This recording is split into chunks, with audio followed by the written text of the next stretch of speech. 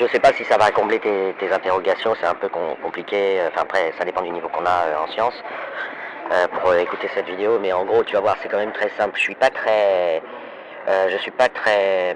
content entre guillemets parce que ça me regarde pas d'une certaine manière, enfin de la façon dont les deux escrocs là, le frère de Bolloré et je sais plus qui ont écrit un bouquin disant Dieu et la science et ont essayé de vendre les religions déjà, ils n'ont pas Dieu mais les religions comme en augmentation de validation par la science, ce qui est faux. Bon, ça tous les scientifiques le savent, c'est pas là que j'interviens. Par contre, la science elle-même est encore un peu contaminée par la religion dans ses paradigmes et elle fait des approximations qui sont désolantes. Et l'une de ces, il y en a deux, par exemple le chat de Schrödinger, c'est la partie, je dirais, non pédagogique de la mécanique quantique. C'est pas pour ça que c'est étonnant, tu vois, parce que en fait, c'est qu'on peut prouver qu'il est à la fois mort et vivant, le chat de Schrödinger. C'est pas que ce soit vrai. Enfin, c'est pas que ce soit constaté, c'est pas qu'on ne sache pas s'il est mort ou vivant qui est important, c'est qu'on peut prouver qu'il est à la fois mort et vivant dans le chat de Schrödinger.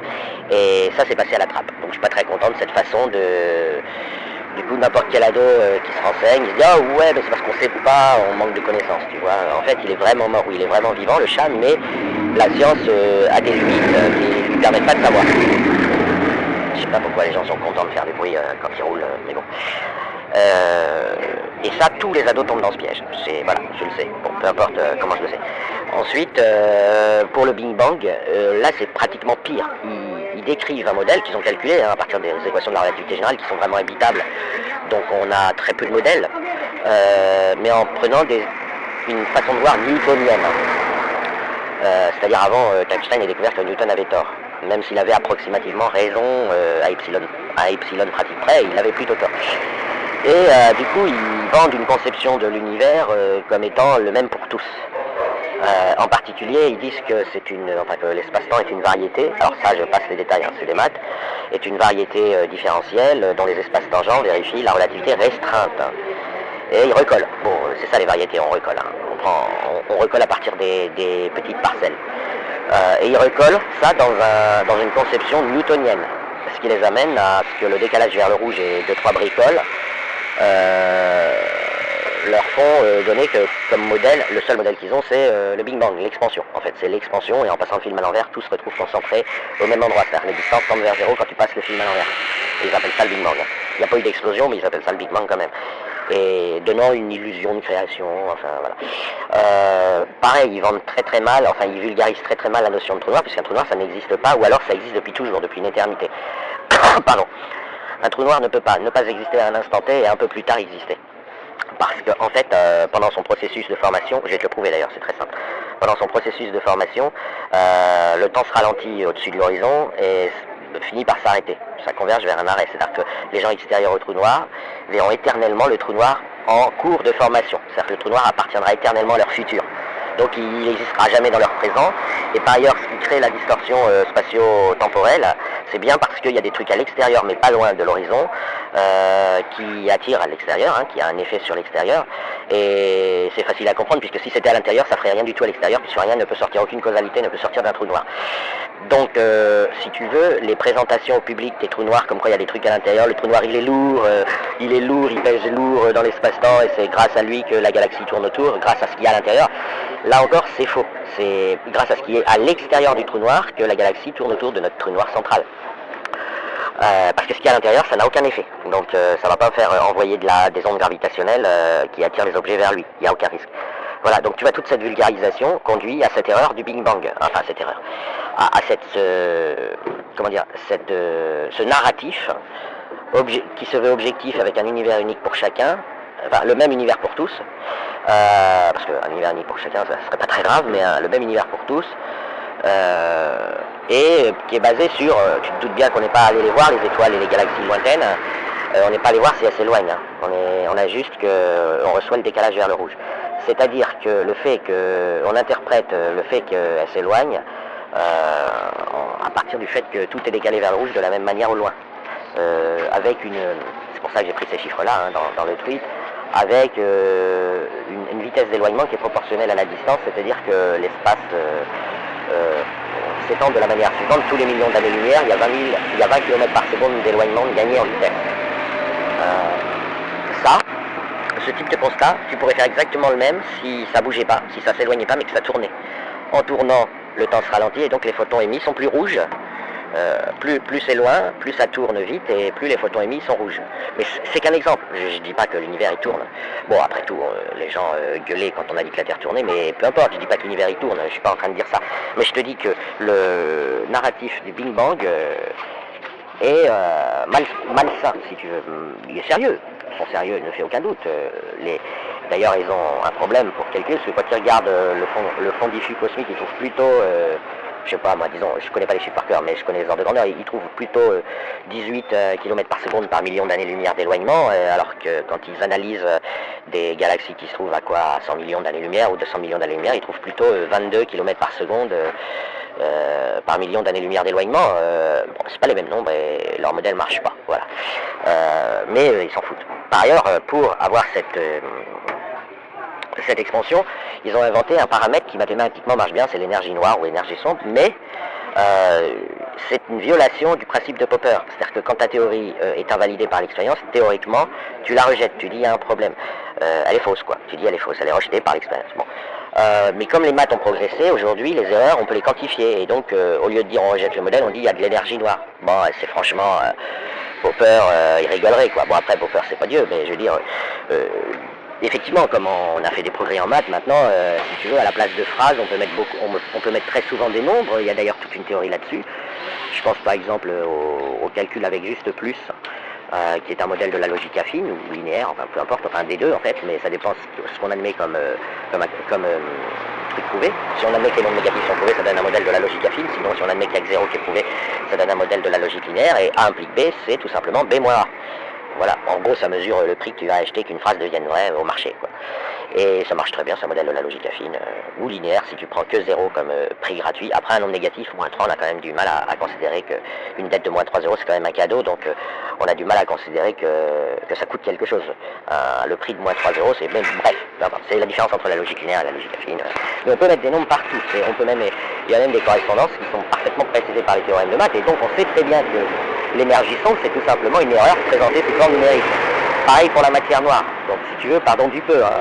Je crois que je connais pas les chiffres par cœur, mais je crois que l'énergie sombre, c'est trois quarts de décalage. Enfin, c'est-à-dire, tu as besoin de rajouter 3 quarts d'énergie sombre pour expliquer ce qui se passe dans l'univers, et puis je sais pas combien de matière noire, mais c'est à peu près autant. C'est pas 2%, c'est 70 ou 80%.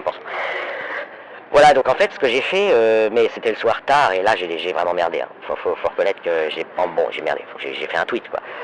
Comme à chaque fois que je fais mes tweets, je réfléchis pas des heures avant, sinon j'en ferai pas autant. Mais si tu veux, quand tu avances, si tu prends le modèle idéalisé de la relativité restreinte, les distances, enfin, si tu vas à une certaine vitesse par rapport à un autre repère, les longueurs des trains, des bus et tout, sont multipliées par un coefficient qui est entre 0 et 1, qui est racine de 1 moins v carré pour la vitesse. Hein. Et donc l'habitude commune des gens, c'est de dire, voilà, si je vais vite, je verrai, si je vais vite et que je longe un bâtiment, je verrai ce bâtiment plus court que si je suis immobile. J'évaluerai de manière plus courte. Or ça c'est faux, c'est des conneries, c'est la relativité restreinte idéalisée. Dans la réalité, la causalité a une vitesse finie, qui est en gros celle de la lumière. On ne sait pas si la lumière va à la vitesse parfaite de la causalité ou un peu moins vite, en tout cas il n'y a pas de grande différence. Et en fait, quand tu avances le long d'un bâtiment, le long d'un train, il se rallonge, hein, parce que, à cause de l'effet Doppler, mais c'est pas un effet Doppler dû au son, c'est un effet Doppler profond, puisque c'est dû à la causalité. Si tu veux, là, c'est pas on a des problèmes technologiques pour transmettre des messages, mais on a une théorie physique profonde et fondamentale, et vérifiée, là, pour le coup, vraiment vérifiée, et on construit le GPS avec ça, enfin bon, qui dit que la causalité elle-même, c'est-à-dire tout ce qui est réel, t'est transmis avec un temps de retard, et en particulier, quand tu avances le long d'un bus assez vite, il est 10 fois plus long et non pas 10 fois plus court. Tu vois, il est 10 fois plus long. C'est-à-dire que si tu accélères, tu te retrouves dans un nouveau monde où les étoiles, si tu accélères vers l'étoile polaire, et puis ensuite que tu te stabilises à une certaine vitesse de croisière, eh bien, la distance entre la Terre et l'étoile polaire a augmenté. Par exemple, a été multipliée par 10, hein, si tu vas très vite. Et non pas divisé par je sais pas combien. Tu vois, mais dans la réalité, de ce que tu vois, les photons qui t'arrivent, la causalité qui t'arrive, tu la vois 10 fois plus loin qu'elle n'était quand tu étais immobile sur Terre. Encore plus rigolo, tu vas beaucoup plus vite que la vitesse habituellement retenue en relativité restreinte, pour avoir la vraie valeur de ta vitesse, qui peut aller jusqu'à l'infini, c'est V sur 1 moins V, avec V le V de la relativité restreinte. Et ce V sur 1 moins V te permettra, alors que l'étoile polaire est 10 fois plus loin, d'y arriver beaucoup plus tôt. En fait, même 10 fois plus tôt. C'est-à-dire que admettons, je sais pas, elle est à 10 années-lumière, tu vas mettre 1 an pour y aller en temps propre. Mais en plus, tu vas avoir la sensation de parcourir 100 années-lumière, tu vois. Enfin bref, et ça, c'est le réel, c'est ce que tu vois, c'est ce que tu perçois. C'est pas ce que tu redessines de manière idéalisée en disant, bon, cet événement, comme il était loin, je le réimagine 300 ans plus tôt parce que la causalité a mis 300 ans à venir vers moi. Voilà. Et donc, comme on est sur Terre avec de la gravité et qu'on subit une accélération et que l'accélération, c'est la base même de la relativité générale, jamais démenti, l'accélération, elle n'est pas... enfin, la gravité et l'accélération, c'est la même chose. Donc, si on était dans un vaisseau magique qui accélère tout le temps à 10 mètres secondes par seconde dans l'espace vide, l'univers s'agrandirait en permanence, tu vois. Alors, comme un con, j'ai voulu tester de combien il s'agrandit, mais il s'agrandit très vite. Comme on a pu le constater, c'est pas 20 000 km par seconde. C'est-à-dire qu'en une seconde, si j'augmente ma vitesse de 10 mètres par seconde, 1 million d'années-lumière, ça devient beaucoup. Hein. En fait, ça devient 1 million d'années-lumière, ça devient 1/30e d'année-lumière, pour être précis. Enfin, ça augmente de 1/30e d'année-lumière, et 1/30e d'année-lumière, c'est beaucoup, et ça c'est une vitesse, hein, donc c'est beaucoup plus que 1/30e d'année-lumière par seconde, c'est beaucoup plus que 20 km par seconde, donc c'est grâce à vous, grâce aux gens qui ont fait le calcul, que j'ai pu voir que c'était débile. Le problème, c'est qu'avec le décalage vers le rouge, mais l'accélération de l'horloge de ce qui s'éloigne, puisque il y a une équation qui dit que quand tu t'approches d'un truc, tu vois son horloge accélérer, hein, toujours pareil, pas en version idéalisée de la relativité restreinte, mais en version de ce que tu vois vraiment. Et c'est un peu chiant, parce que le truc il s'éloigne, mais en même temps il accélère, donc faut que je me remette un paramètre pour voir si on peut récupérer 20 km par seconde comme ça. Mais j'en suis pas du tout sûr, hein. C'est pas une condition nécessaire pour informer le public que le Big Bang est faux. C'est que si ça tombe sur 20 km par seconde par million d'années-lumière, ce sera rigolo, ça fera une jolie coïncidence, et c'est vendable. C'est vendable, et c'est vendable au grand public avec quelques explications. Voilà, c'est pas, moi je remets pas du tout en cause les équations de la relativité générale et tout, je remets en cause les approximations arbitraires consistant à utiliser une vision, un paradigme du monde, en particulier, si tu veux, cette version idéalisée de la relativité restreinte qui décrit ce qui est une fois reconstruit à partir de ce qu'on a observé plus tard, plutôt que qui décrit ce qu'on voit. Parce que c'est pas linéaire, et on a de manière arbitraire voulu que ce soit linéaire, donc les formules elles sont démontrables mathématiquement à partir de l'hypothèse linéaire. Le problème c'est que ce qu'on vit vraiment, c'est que quand un truc t'arrive vers toi, il peut t'arriver très vite, il te croise, et après il s'éloigne doucement. Et c'est ce qu'on voit vraiment, c'est l'effet Doppler, hein, mais c'est ce qu'on voit vraiment, mais c'est un effet Doppler fondamental qui vient de la causalité. On ne peut pas le comparer à un effet Doppler, genre la voiture de course qui t'arrive qui a un son aigu de moteur et puis qui a un son un peu plus grave une fois qu'elle t'a.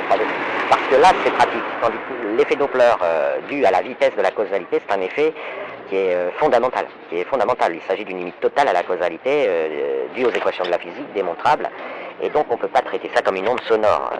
Et le fait de traiter ça comme une onde lumineuse en disant ouais la lumière va avoir la vitesse de la causalité, tout ça, pareil, c'est un peu, tu vois, c'est un peu des erreurs philosophiques. Enfin bref, voilà, j'espère que je t'ai à peu près expliqué ce que je voulais faire. J'imagine que c'est pas très facile à comprendre, mais si tu veux, retiens une chose, si tu décides d'aller sur la Lune et que tu as des pouvoirs magiques pour te déplacer, et que tu te mets à accélérer d'un coup, et que tu vas très vite en direction de la Lune, la distance Terre-Lune peut très bien devenir d'1 milliard de kilomètres, alors qu'elle est de 400 000 kilomètres, elle peut très bien devenir d'1 milliard de kilomètres, tu vois. Mais tu vas la parcourir très vite, tu vas la parcourir en un clin d'œil, hein, enfin en gros en une seconde, mais toi à ton horloge, tu vas avoir l'impression que c'est instantané dans ton temps propre. Mais voilà, et c'est pas ce que raconte, c'est pas ce que, si tu veux, c'est pas qu'elle a tort la relativité restreinte, mais elle décrit ce qui est, une fois que tu as réfléchi à comment c'était avant, parce que tu sais plus tard ce que tu as vu. Mais ce que tu vois, c'est une Lune à 1 milliard de kilomètres si tu accélères vers la Lune. C'est pas des longueurs qui raccourcissent, c'est des longueurs qui se rallongent. Voilà, et écoute, je mets ça sur YouTube et puis tu fais avec. Bon dimanche.